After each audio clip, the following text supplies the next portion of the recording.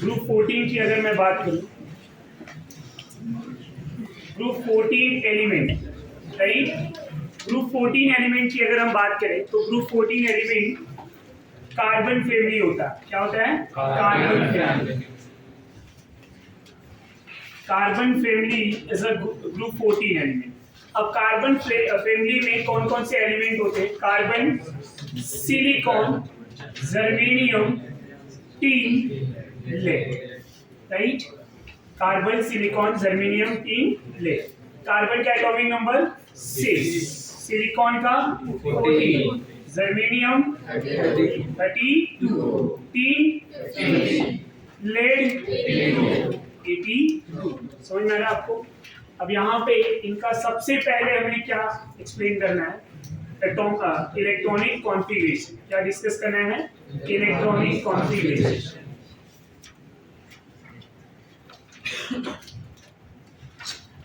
Electronic configuration of group 14 element. Electronic configuration of group 14 element. Group 14 element का electronic configuration. तो सबसे पहले अगर हम जनरल इलेक्ट्रॉनिक कॉन्फ़िगरेशन की बात करें, किसकी बात करें? General electronic configuration. So general electronic configuration of group 14 element is NH2 NP2। NH2 NP2। समझ में आ रहा है? ये जनरल इलेक्ट्रॉनिक कॉन्फ़िगरेशन। जनरल में आउटर इलेक्ट्रॉनिक कॉन्फ़िगरेशन होता है। क्या होता है? Outer electronic configuration. तो NH2 NP2, राइट। अब यहाँ अगर मैं कार्बन की बात करूं तो carbon atomic number 6, electronic configuration 1s2 2s2 2p2। समझ में आ रहा है आपको? सिमिलरली सिलिकॉन एटॉमिक नंबर 14 है, इनका इलेक्ट्रॉनिक कॉन्फ़िगरेशन हम लिख पाएंगे जर्मेनियम 32, देन टीन 50, लेड 80। समझ में आ रहा है आपको? इनका इलेक्ट्रॉनिक कॉन्फ़िगरेशन है। इलेक्ट्रॉनिक कॉन्फ़िगरेशन हम लिख पाएंगे या हमें उससे लिखना है? Now after this the trend of group 14 element. Trend of group 14 element.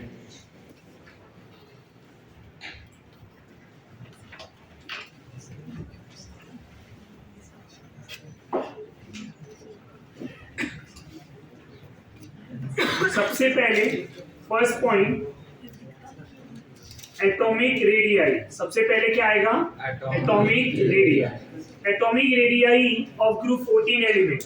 तो down to the group atomic radii क्या होगा? Down to the group atomic radii increases.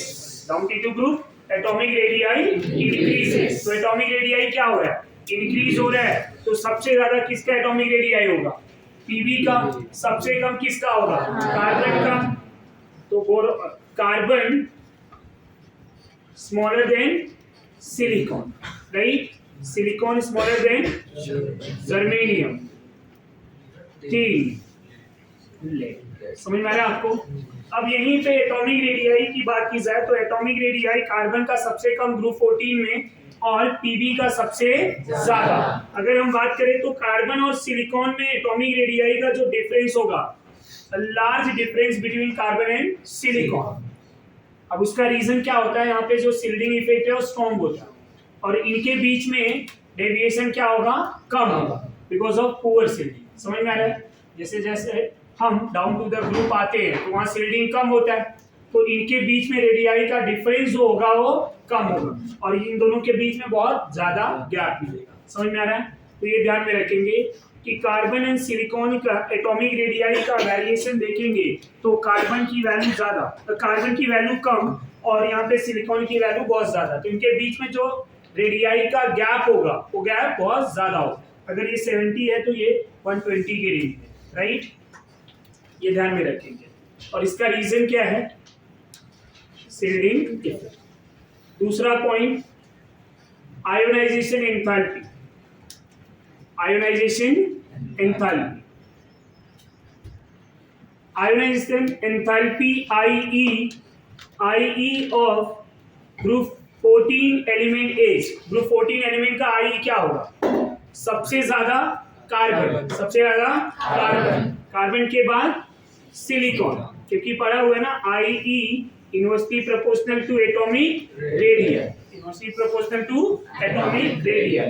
तो यहाँ पे carbon, then silicon, germanium, lead, then tin. होना क्या चाहिए था? Tin, then lead. पर ये दोनों वैल्यू क्या हो गए? इंटरचेंज। यहाँ ऐसा क्यों हो रहा है? रीजन क्या है? एल्यूमिनियम में बताया था ना, हेलियम का ज्यादा हो गया था। The reason is poor shielding effect. Reason क्या है? Poor shielding effect, poor shielding effect, जिसकी वजह से लेड जो है न्यूक्लियस से ज्यादा अट्रैक्ट हो जाता है, तो इनके बीच में फोर्स ऑफ अट्रैक्शन ज्यादा, राइट? तो इनके इलेक्ट्रॉन को निकालना उतना ही ज्यादा difficult compare to tin. Now, after analysis enthalpy, third point अगर मैं बात करूं,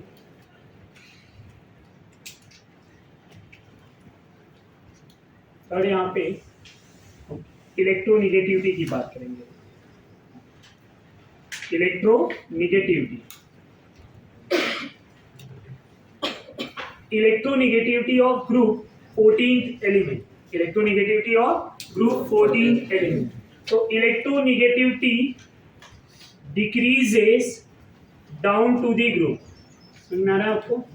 सबसे अब पहले तो यहाँ ग्रुप 14 एलिमेंट लिख दे, तो कार्बन, सिलिकॉन, जर्मेनियम, टीन और कार्बन का इलेक्ट्रोनिगेटिव वैल्यू 2.5। समझ में आ रहा है? सिलिकॉन 1.8, जर्मेनियम 1.8, टीन 1.8, लेड समझ में आ रहा है? मतलब हो क्या रहा है वैल्यू? ये वैल्यू कांस्टेंट, ये वैल्यू बढ़ गई। समझ में आ रहा है आपको? पर रीजन क्या होगा? वही पुअर शिल्डिंग इफेक्ट। समझ में आ रहा है? तो सबसे ज्यादा इलेक्ट्रोनिगेटिव किसका होगा? कार्बन का। और इसके बाद इनकी वैल्यू क्या होगी? सेम, तो कांस्टेंट। तो this one is the electronegative of group 14 element. Fourth point अगर मैं बात करूं, तो यहाँ पे डेंसिटी की बात कर लेंगे। डेंसिटी ऑफ ग्रुप 13 देखा था, राइट? डेंसिटी ऑफ ग्रुप 13 में सबसे ज्यादा डेंसिटी किसका था? डेंसिटी ऑफ ग्रुप 13 में सबसे ज्यादा ग्रुप डेंसिटी किसका था? राइट? अब यहाँ पे डेंसिटी की अगर हम बात करेंगे तो सबसे ज्यादा डेंसिटी किसका होगा?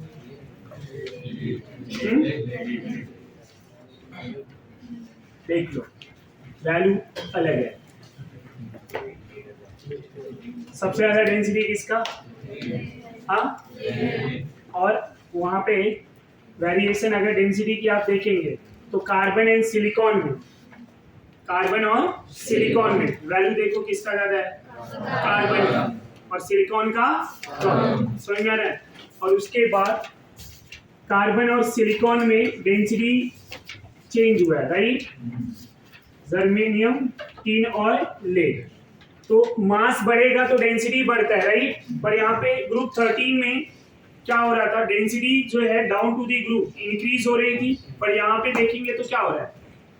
इन दोनों की वैल्यू क्या हो रही है? चेंज। तो यहाँ सबसे ज्यादा कार्बन, फिर सिलिकॉन, इन दोनों में। और यहाँ पे ओवरऑल अगर बात करें तो overall down to the group क्या हो रहा है? डेंसिटी इंक्रीज हो रहा है। तो अगर मैं ऑर्डर बनाना चाहूँ तो सिलिकॉन लिख दो, फिर देन टीन और ये डेंसिटी का पॉइंट हो गया। नेक्स्ट पॉइंट अगर हम बात करें catenation properties.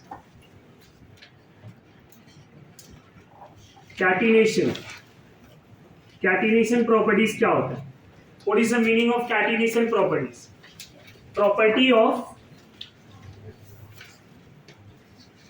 properties of self linkage phenomenon. Properties of self linkage phenomenon, जो खुद से जो है बॉन्ड बना सके, राइट? तो कार्बन कार्बन लिंकेज सबसे ज्यादा होता है। उसका रीजन ये है कार्बन जो है मल्टीपल बॉन्ड बना सकता है, पी पाई मल्टीपल बॉन्ड। कार्बन में क्या होते हैं? पी पाई मल्टीपल बॉन्ड। बाकी के अदर हेवियर एलिमेंट में ग्रुप 14 के पी पाई मल्टीपल बॉन्ड नहीं बन पाते। समझ में आ रहा है? तो दिस इज द रीजन कि कार्बन जो है पी पाई मल्टीपल बॉन्ड बनाता है। सबसे ज्यादा कैटिनेशन प्रॉपर्टीज कार्बन का होगा, कार्बन के बाद सिलिकॉन का होगा, जर्मेनियम और टीन सिमिलर होंगे। समझ में आ रहा है? जर्मेनियम और टीन सिमिलर होंगे, ये ध्यान में रखिए। ये क्या है? Catenation properties. ये बनाते हैं पी पाई मल्टीपल बॉन्ड, पी पाई मल्टीपल बॉन्ड। तो ये सिंगल डबल ट्रिपल तीनों बॉन्ड बनाते हैं। समझ में आ रहा है? तो इनके बॉन्ड बनाने की टेंडेंसी सबसे ज्यादा है, सेल्फ लिंकेज। ये डबल बॉन्ड के बॉन्ड लॉन्ग चेन बना लेंगे, ट्रिपल बॉन्ड के लॉन्ग चेन बना लेंगे, सिंगल बॉन्ड के लॉन्ग चेन बना लेंगे। बाकी के जो है ऐसे मल्टीपल बॉन्ड के लॉन्ग चेन नहीं बना पाते। समझ में आ रहा है? कार्बन के बाद सबसे ज्यादा लिंकेज जो है वो सिलिकॉन का है, जर्मेनियम और टीन का है। लेड जो है हमारा कैटिनेशन प्रॉपर्टी सबसे कम, नेग्लिजिबल शुगर। आफ्टर दिस, इसके बाद मेल्टिंग पॉइंट। समझ में आ रहा है?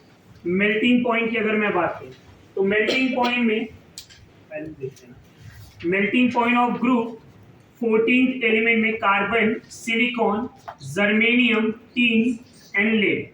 सबसे ज्यादा मेल्टिंग पॉइंट कार्बन का होगा, सबसे ज्यादा मेल्टिंग पॉइंट कार्बन का होगा। समझ में आ रहा है? उसके बाद जो है मेल्टिंग पॉइंट की वैल्यू यहाँ पे क्या हो रही है? वो डिक्रीज हो रही है। क्या हो रही है? डिक्रीज हो रही है। अगर ऑर्डर की बात करें तो ऑर्डर ऑफ मेल्टिंग पॉइंट क्या दिया है?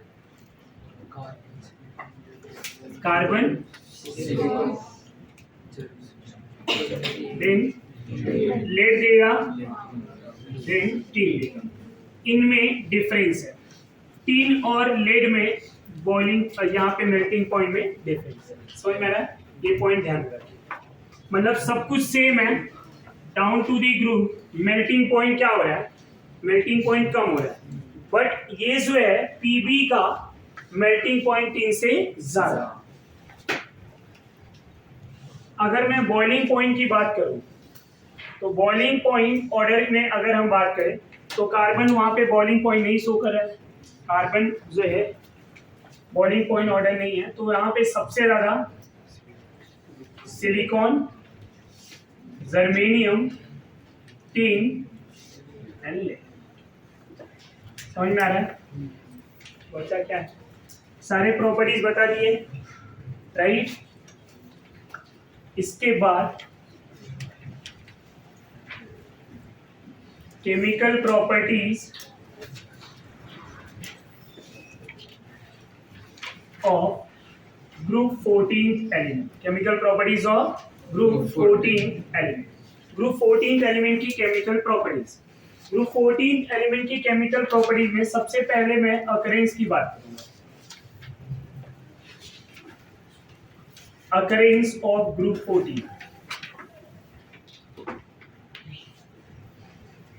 Occurrence of group 14। ग्रुप 14 के अकरेंस में यहां पे कार्बन की बात करें तो carbon is 17th most abundant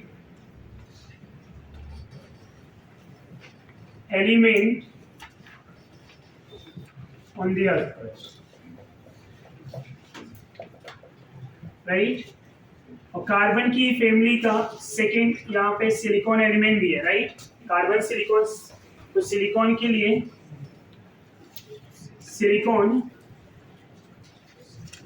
is the second most abundant element on the earth.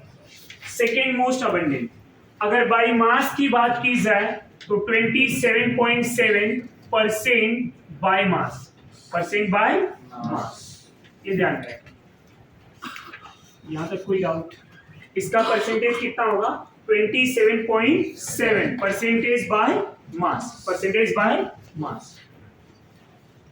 Germanium and tin traces में प्रेजेंट होते हैं। ट्रेसेस मतलब अ वेरी स्मॉल अमाउंट, समझ में आ रहा है?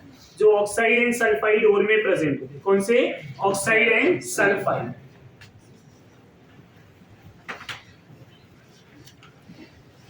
और you can say small amount tin oxide ore, समझ में आ रहा है? पीबी जो है, पीबी आपका ये ऑक्साइड एंड सल्फाइड दोनों ओर में पाया जाता है।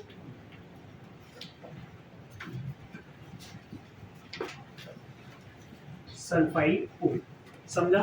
तो all these are occurrence of group 14th element. After that, oxidation number या ऑक्सीडेशन स्टेट। ऑक्सीडेशन स्टेट की अगर बात करें तो ऑक्सीडेशन स्टेट एक्सप्लेन करने के लिए हमें क्या पता होना चाहिए? Electronic configuration. तो इलेक्ट्रॉनिक कॉन्फ़िगरेशन की बात करें तो NH2 NP2, NH2 NP2। तो ग्राउंड स्टेट में इनके इलेक्ट्रॉन इस तरह से डिस्ट्रीब्यूट होते हैं, समझ में आ रहा है? 2 इलेक्ट्रॉन इधर, एक यहाँ पे, एक इधर, समझ में आ रहा है?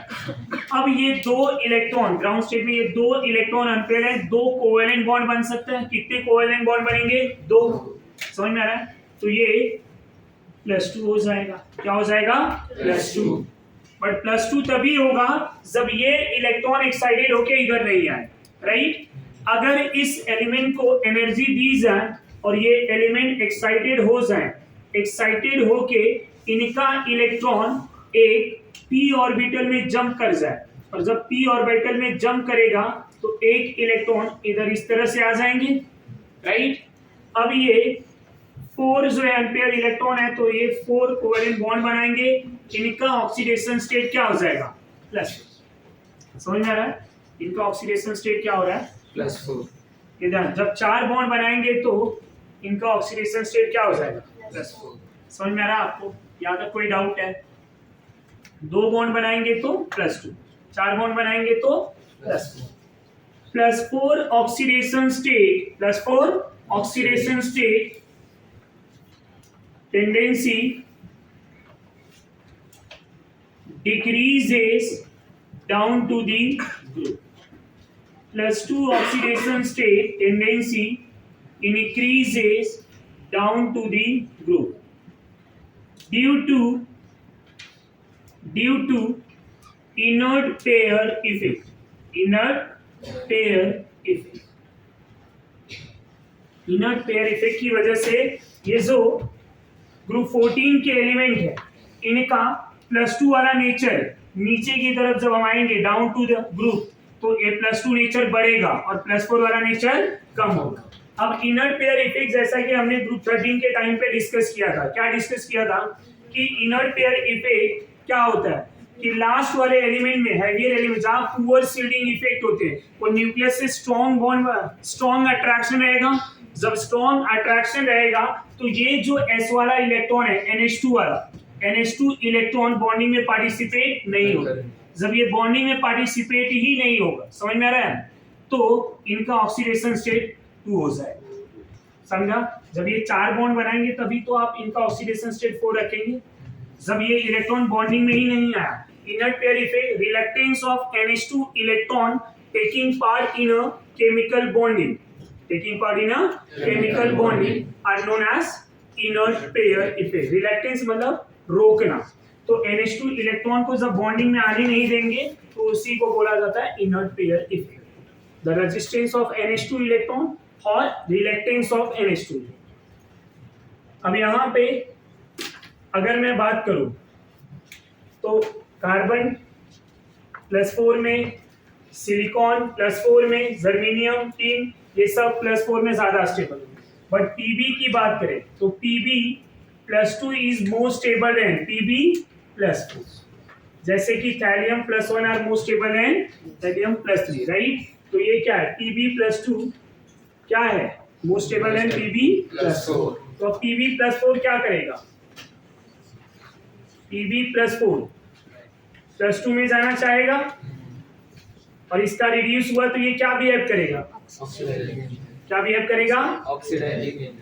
तो Pb+4 act as a oxidising agent.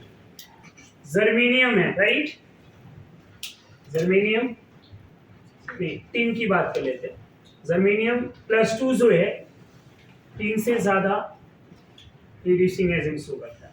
Germanium +2 से ज्यादा, जर्मेनियम +4 स्टेबल होता है राइट, +4 ज्यादा स्टेबल होता है। तो अगर Ge+2 में है तो ये क्या बिहेव करेगा, it act as a reducing agent. क्या बिहेव करेगा, रिड्यूसिंग एजेंट, क्योंकि ये इजीली +4 में जाना चाहेगा। 3 जो है +2 +4 दोनों में स्टेबल होते हैं, ये ध्यान में रखें। जर्मेनियम +2 में क्या होगा, लेस स्टेबल है, +4 में ज्यादा स्टेबल है, इसलिए वो किस में कन्वर्ट होना चाहेगा, +2 से +4। तो +2 वाला ऑक्सीडेशन स्टेट क्या होगा, गुड रिड्यूसिंग एजेंट, और Pb+4 वाला क्या होगा, गुड ऑक्सीडाइजिंग एजेंट। ये दोनों क्वेश्चन ध्यान में रखें। इसके बाद next point, reaction with oxygen, reaction with oxygen समझ में आ रहा है। ऑक्सीजन के साथ रिएक्शन, जब हम ऑक्सीजन के साथ रिएक्ट कराएंगे E+O2 क्या बन जाएगा, EO and EO2, EO and CO2, monoxide dioxide, monoxide dioxide. ये दो बनेंगे। पहले अगर मैं EO की बात करूं, EO मतलब मोनोऑक्साइड, तो मोनोऑक्साइड में carbon monoxide right, silicon monoxide, germanium monoxide है, 3 है, और PbO। ये ध्यान रखें, यहाँ तक कोई डाउट ना। कार्बन मोनोऑक्साइड न्यूट्रल होता है, SiO जो है सिलिकॉन मोनोऑक्साइड, ये जो है स्टेबल तब होगा जब हाईयर टेम्परेचर पे, ये लोअर टेम्परेचर पे स्टेबल नहीं होते। सिलिकॉन मोनोऑक्साइड हाईयर टेम्परेचर पे ही बनाया जाता है, समझ में आ रहा है। तो ये ध्यान में रखेंगे, CO, GO, SNO, PbO होते हैं, पर ये हाईयर टेम्परेचर पे होंगे, लोअर टेम्परेचर पे फॉर्म नहीं होंगे। GeO एंड SNO, यहाँ पे ये GeO एसिडिक होगा बट इसका एसिडिक नेचर कम होगा। SNO एंड PbO ये दोनों क्या होंगे, एम्फोटेरिक। ये आपने ऑक्साइड में पढ़ा है राइट, Sn एंड Pb, इनके मोनोऑक्साइड एंड डाइऑक्साइड दोनों एम्फोटेरिक होते हैं, तो ध्यान में रखिए।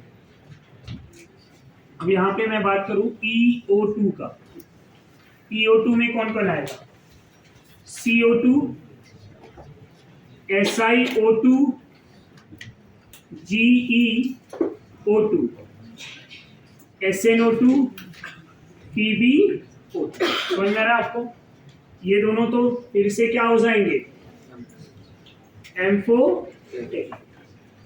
कार्बन यहाँ पे न्यूट्रल था, यहाँ क्या होगा, एसिडिक ऑक्साइड, ये भी क्या होंगे, एसिडिक ऑक्साइड। ये ध्यान में रखेंगे, एसिडिक ऑक्साइड।